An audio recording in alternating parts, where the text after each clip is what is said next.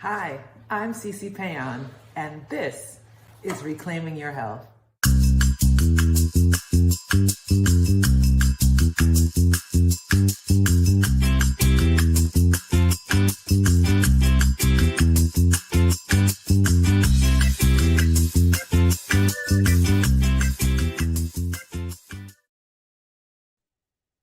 Hello, everyone, and welcome to Reclaiming Your Health. I am your host, C.C. Péan, and I'm so happy to be here with you again this week. I got a special request last week. Last week, as I was cooking, I asked if there is anything that you all were curious about that you would like to learn how to prepare. And the response from one of our watchers was parsnips. Now, that was such a great suggestion because I'll be honest with you, I have cooked with parsnips maybe in culinary school, but it's not something that I was that familiar with. I know that people sometimes describe it as a texture between a carrot and an apple. Interestingly enough, it pairs very well with both of those things. But it is a hearty root vegetable that oftentimes I don't think we take advantage of it as much as we could. It's a great source of fiber. So it's kind of one of these vegetables that it has a little bit of the sweetness to it, but it's kind of nondescript. But again, it's high in fiber. So that what that means is that you can sneak it into quite a few recipes to increase the nutritive value of your recipe without messing up the flavor or anything like that. Wait a moment, I'm gonna put my glasses on. Okay, so that is what the story is with parsnips. So parsnips can be prepared all kinds of different ways, and depending on how you prepare them, they'll have a different flavor. Albeit mild, it'll still be slightly different. So one way of preparing parsnips is to oven roast them. If you oven roast parsnips, it really brings out this sweetness, kind of similar to what happens when you oven roast sweet potato or butternut squash, things like that that kind of have natural sugars in them. Once you expose them to high temperatures in the oven and they're able to roast, they give a delicious flavor. And what we're making tonight is a whipped parsnip and cauliflower mash. Now, there's several ways to prepare this. One of the ways is to actually oven roast the parsnips. And after you do that for about 40 minutes, you put it in a bowl and you use an immersion blender or you use a masher and you add, like plant-based cream to it, plant-based butter, a little bit of vegetable broth. You can go all kinds of ways with it and make a really wonderful side dish. So there are different ways to do parsnips. You can do them sweet, where you have maple syrup and brown sugar. You can use spices like nutmeg, ginger, garlic, and pepper. You can use herbs like parsley, sage, and thyme. The fruits and vegetables that pair well with it are carrots, apples, potatoes, pears, and spinach. So there's so much that you can do with it. But this is one of my favorite recipes because it is really, really simple. And we're preparing a base now, which is going to be the cauliflower and parsnips. But of course, you can flavor it any way you want to, because as we know with cauliflower, it doesn't have much of a taste either. So we're getting all this great nutrition, and we're getting kind of a really simple foundation that we can take different directions. So I shared with you some of the spices you could use. If you wanted to make this to give it more of an Indian flavor, you could actually use afghani curry. You could use a little sprinkle of that in there. It would really bring those flavors out. You could use fresh parsley. You can use thyme. You could even, when you are boiling it, as I'm going to do for the recipe, you could put some rosemary in there and infuse that water. One of the things I do when I'm making this puree is I actually boil the parsnip and cauliflower in vegetable broth. Why do I do that? Those of you who watch me regularly know exactly why I do that. I do that because I'm trying to get flavor all in there.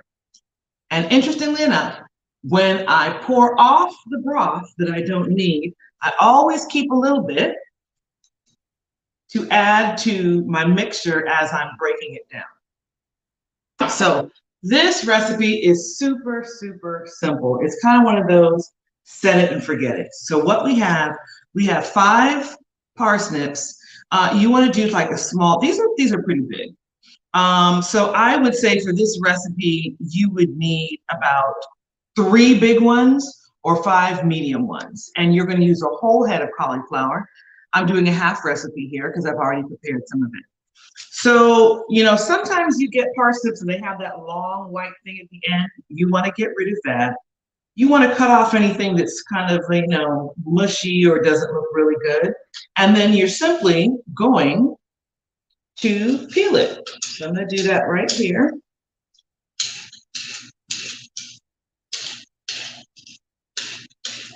You're simply going to peel it. And the next step after peeling these is going to be to chop them up, but for now, let's just keep going. You got your nice peeler here. Comes off very easily. I think you all, yeah, you all can see me great.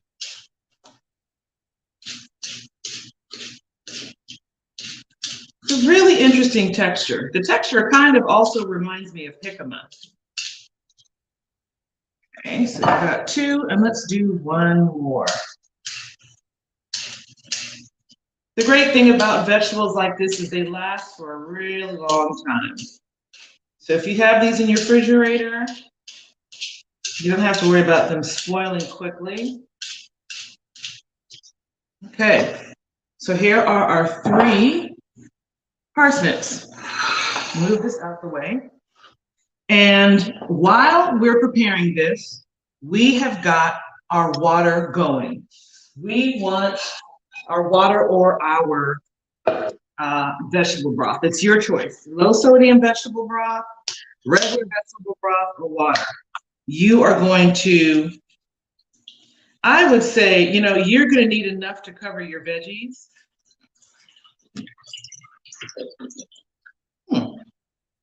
That's interesting. Okay. So I purchased a 32 ounce. It comes in 32 ounces.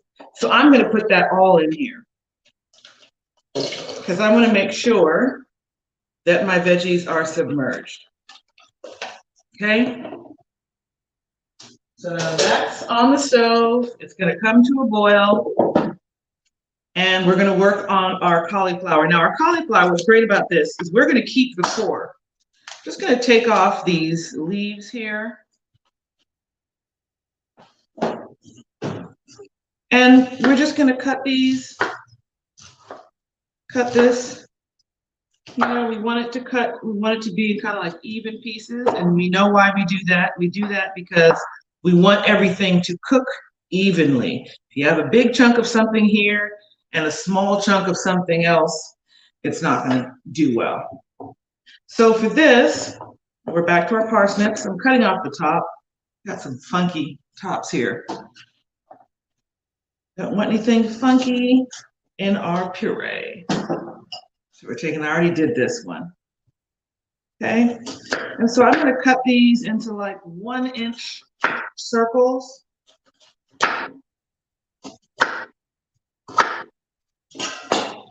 You just move this off.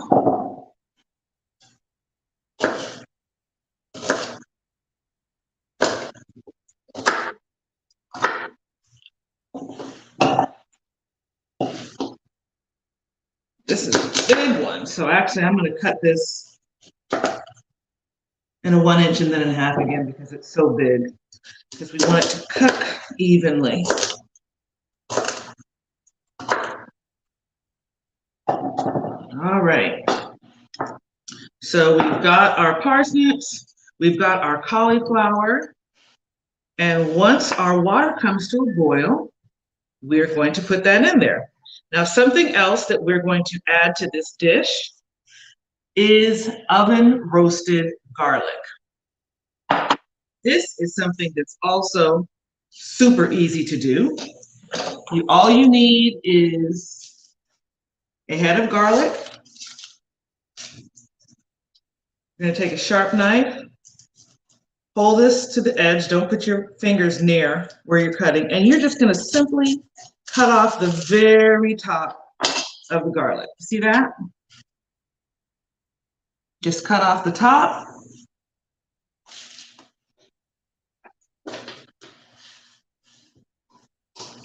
We've got our oven at 350. We've got our garlic. Some people like to put a little bit of olive oil to help conduct the heat. You can do that. You can even use a little bit of spray, as I'm going to do. Just a little bit of spray. And then we're just gonna seal this up, just like this. Put it right on the rack in the oven for about 20 minutes, and it's going to perfectly roast your garlic cloves. This is something great to have. It breaks down so easily. Sometimes people take these oven roasted garlic cloves and they just spread them on their bread on some toast. This is so delicious. You toast this, you spread it on your bread, you sprinkle a little bit of salt on there, divine. So 15 to 20 minutes at 350 degrees in your oven, right on the rack. Okay? So once our water has boiled, we're going to take this and we're going to dump it in there. And we're going to let it cook for about 12 to 15 minutes. What you're going to be checking for is fork tenderness. You're going to check at about the 10-minute mark, and if it breaks down very easily with your fork, you know you're good to go. If not, let it go a little longer. So this is what it will look like once it's done. So it's very, very soft. We have got our parsnip in here, and we've got our cauliflower. So to this, now we're going to add those extra goodies that we have. This is our garlic that has roasted. And we're just going to squeeze it, and you're going to see these cloves just come right out, just like that. Super easy. You could always add more or less. Okay, that was about 5 there. I'm going to save the rest of this for some toast tomorrow.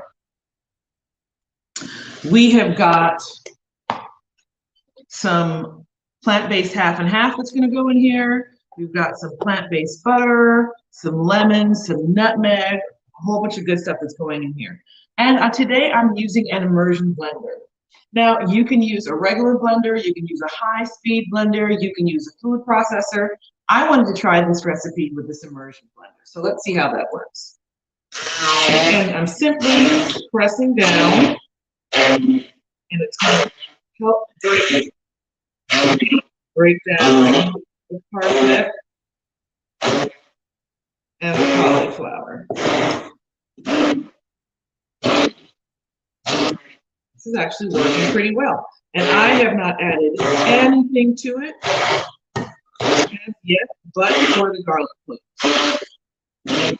This is really working out well. So those of you who have an immersion blender, it works great for this. Okay, so I'm going to stop. And I just want to put a little butter in here to add a little bit of a creamy flavor to it. This is about 1 tablespoon. I don't think I'll need more of that. I'm just going to use a little bit of my plant-based half and half. I want to give it that rich decadence. I actually don't think I'm going to end up needing my broth. So let's see. Mix this.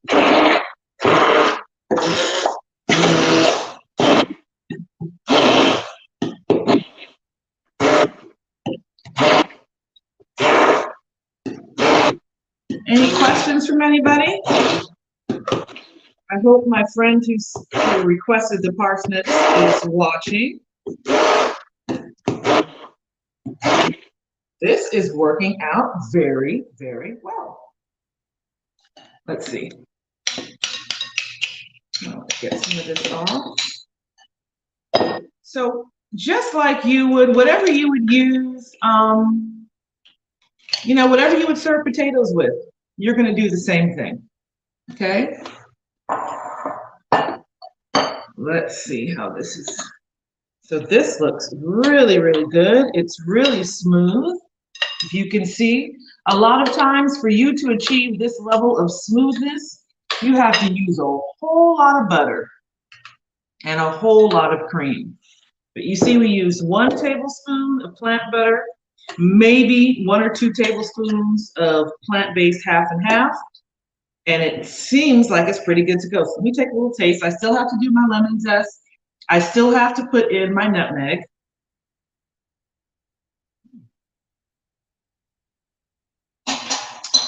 That's tasty, and I still have to add a little bit of salt.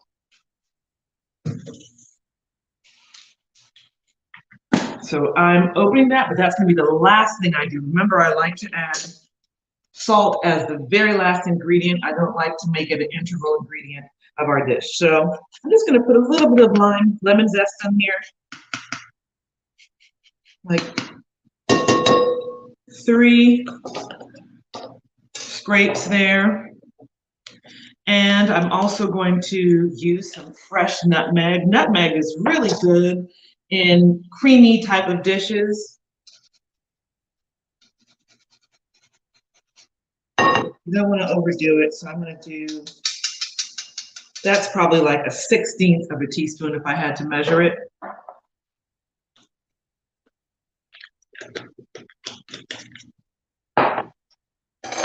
Okay, let's mix that up and then taste again. And then this is the time where I will use some salt. Let's see. It has a very unique flavor to it. It's really nice. So we did 3 turns of salt. Get a fresh spoon, mix it up again. And let's taste it. That was just the right amount of salt. Delicious. It brings all the flavors together. Now, at this point, if you wanted to, you could put some minced rosemary in here, some minced fresh thyme. Parsley would go well at this time as well. But what I'm going to do is I'm actually going to mix in some chives. I love chives. So I'm just going to mix in just a couple, like maybe a tablespoon's worth of chives. I'm just gonna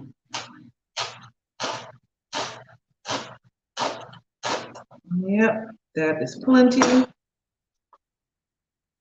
Back in.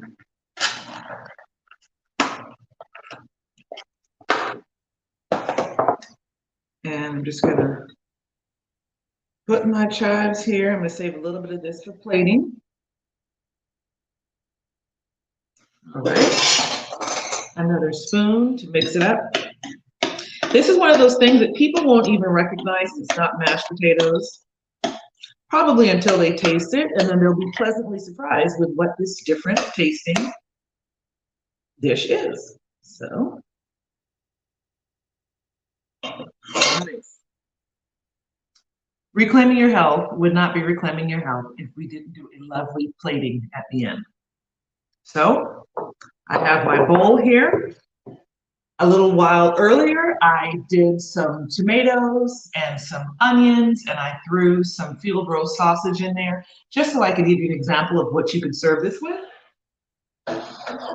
And this is what that looks like. And so now we're going to plate.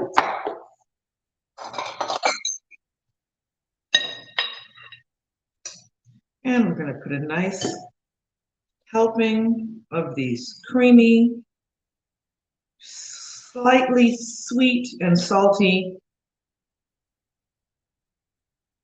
parsnip and cauliflower, whipped cauliflower whipped parsnip and cauliflower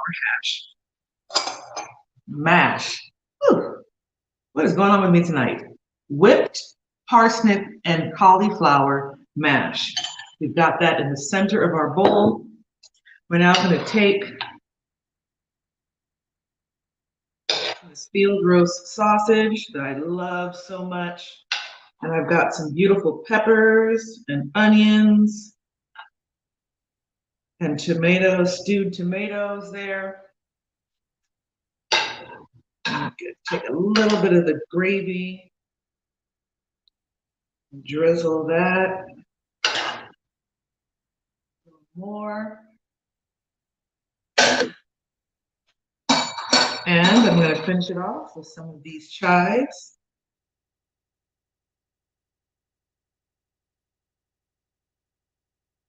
And there you go. Whipped parsnip and cauliflower mash. We've got some field roast sausage on there. That look yummy? It tastes like mashed potatoes with a twist. You know, mashed potatoes, when we usually have them, what you're really tasting is like the butter and the cream and things like that. This has a subtle yet distinct flavor. That's the best way for me to describe it. The texture is very much like mashed potatoes, but there's a slight earthy sweetness to the parsnip. I'm sure it's something you would enjoy, though it's not off-putting at all, very understated. And again, parsnips are adding all kinds of fiber to this dish. It is nutrient dense. It's giving you stuff that you would not typically get. You know, white potatoes are okay to use every once in a while, but sweet potatoes have so much more nutrition. This is kind of midway between white and sweet. And so that's why it's a good addition to your diet. Whipped parsnip and cauliflower mash with some field roast sausage and peppers on top. Reclaiming your health. Thank you all for joining me this week. We'll see you next week. Bye-bye.